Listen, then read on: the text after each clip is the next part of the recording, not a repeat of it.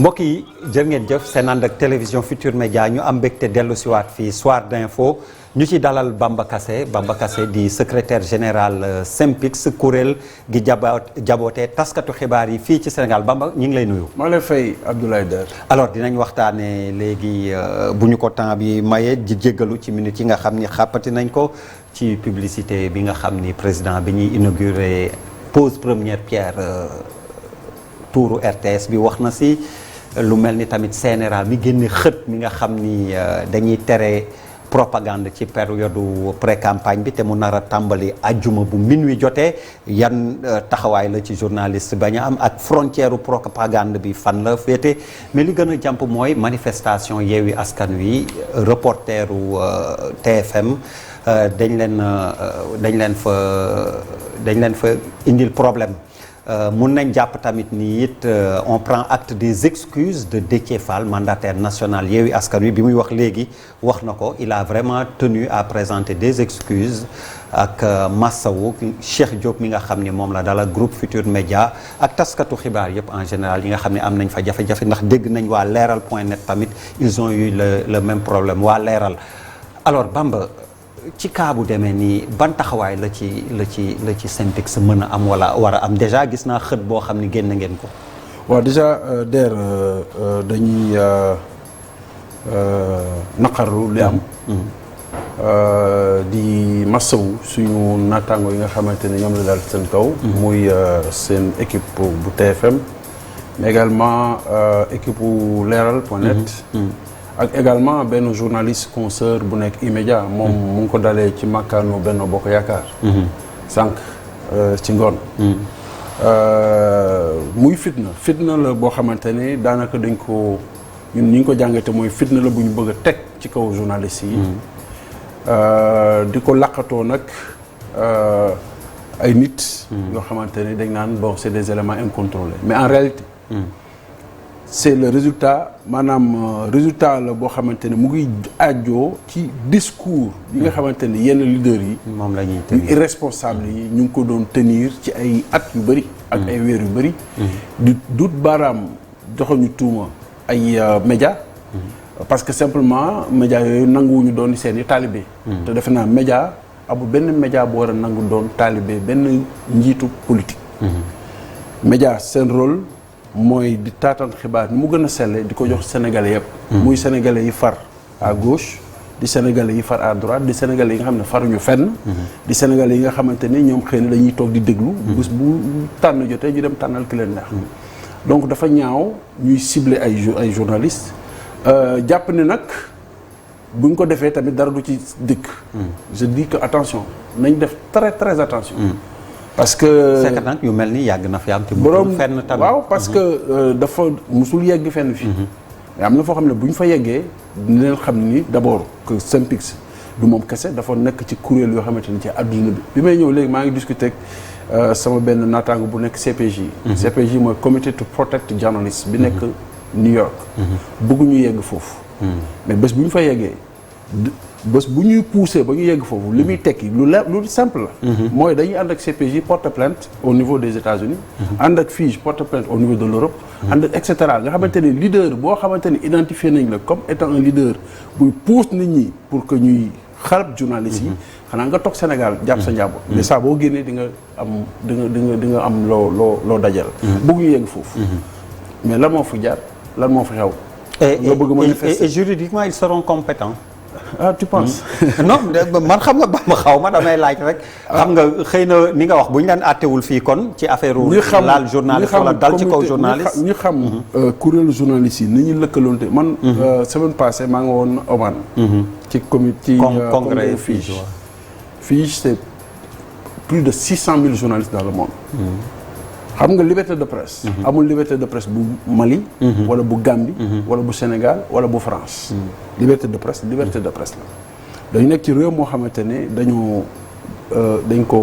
ko consacré. def ko suñu charte nday réew. donc yenn yi nga xamante ni ñu ngi koy tàmbalee gis il faut mu dakk te mu dakk léegi. c'est vrai Déthié Fall nee nga ni wax nañ ma bi may ñëw.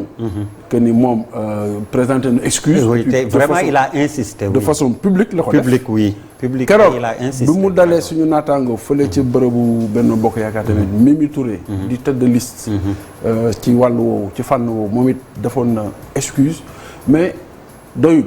c'est-à-dire balaa ñu fi nekk di excuser wu nañu wax ak seeni ñoñ ba ñu mën a téye seen bopp bañ di def yenn yi. affaire bi c'est simple d'accord ak ligne éditoriale mais am nga télécommande zappel nga dem seetaan feneen. c'est aussi simple que ça. c'est aussi simple da nga yor sa télé yaa ko moom. yaa yor sa télécommande li DER di wax neexu la. demal seetaan keneen. mais DER du ko fi waxee wala bu génnee ci mbedd mi dinaa koo def loolu attention. ñun loolu duñ ko nangu du ñu mës a nangu un dictat des politiciens sur les médias. qui qu'il soit nag muy politiciens yi nga xamante ni dañoo ne ci nguur. bëgg téye nguur. muy politiciens yi nga xamante ni dañoo ne ca wàll wa bëgg a yor nguur. ñun suñu liggéey du yor nguur maintenant am na ci ñaari mbir yoo xam ne dama ko bëgg a wax. bu njëkk bi mooy journaliste ñun de bañ ci gën a toll gën a nekk ndaw. ñun loolu daawul am suñu kanam.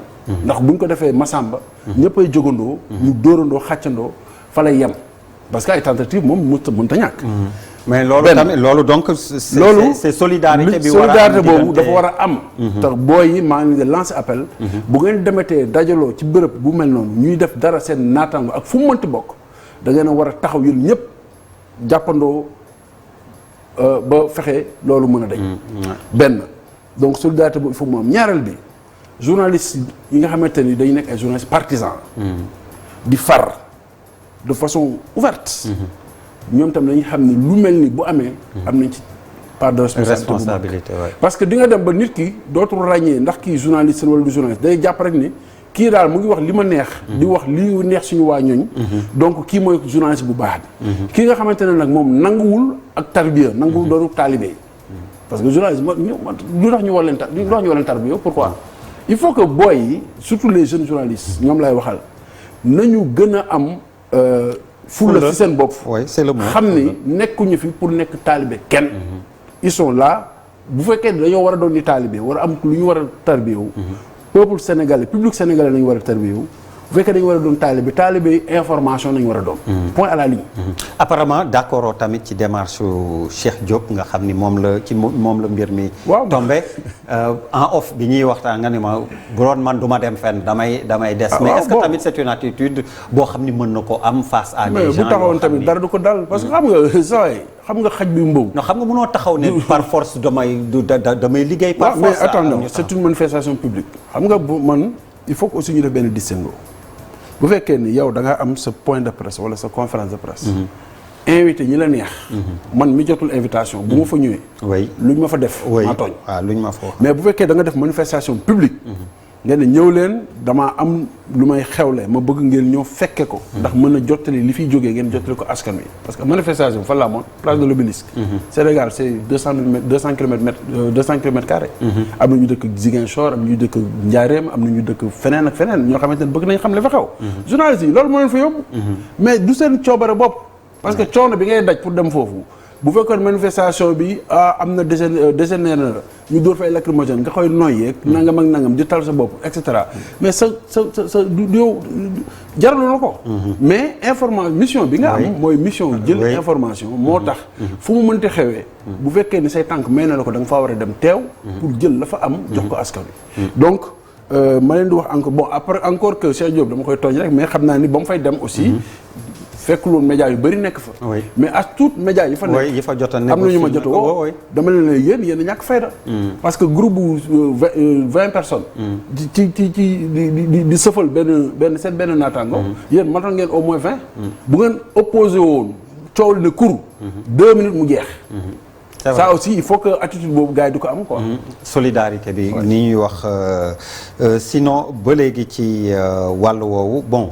genre cas yu demee nii tamit xëy na bu amee yow en tant que secrétaire SYNPICS par expérience lan ngay digal reporter yi. bon li ma leen digal mooy parce que dañuy comme ñoom Mame Less Camara ak suñu yenn grand yi ni ñu ko doon jàngale dañ ne journalisme amul njëriñ reportage amul njëriñ lu dul nga mën a ñibbi sa kër. donc bu fekkee ni sa bakkan wala sa sécurité dafa nekk ci danger mieux vaut nga xam ne yow sa jaar wàcc na. mais par contre lu mel ni bu amee. parce que gis naa benn vidéo bu ndaw buy daw. boo xamante ni mën nañ identifier 4 ou 5 personnes. mais loolu nag moom mi mu dal ci boppam. ak ñi kuréel gi koy liggéeyloo. ñoom ñoo ci war a jiitu. buñ si jiitoo rek ñun ñu topp leen si fekk si leen si. buñ si jiitoo ñu topp leen si ñu identifier 4 ou 5 personnes même bu dee 200 personnes la. nañ si identifier ñaar wala ñett rek. ñu xool ndax réew mi. république la wala du république. parce que aussi dafa yomb trop. dem naan doo tox say bon ba ne tat ñëw ànd ak ay nit ngeen ñëw di jéem a régler ay contentieux di jéem a bundu xatal ay nit. te bu doon yéen ñaar kese yéen tase si mbedd bi doo ko xool. doo ko def waay mais loolu yu fa lâche la. c'est très lâche. Alors Bamba donc qui dénonce avec la dernière énergie ce qui s'est passé très rapidement ñu wax tamit ci pré-campagne bi ñu jëm à partir de vendredi minuit loolu tamit est-ce que du loi boo xam ni dafa obsolète parce que boo ko teree télé yi rajo yi réseaux sociaux yaa ngi fii les médias en ligne dañuy continuer di fa wax politique. di ko fa taxawee. xam nga loolu dafay reposer encore une fois le problème de la régulation. parce que bu ñuy réguler rek amul média en ligne amul média hors ligne. waaw yàgg naa ko wax fii léegi tous les médias sont en ligne.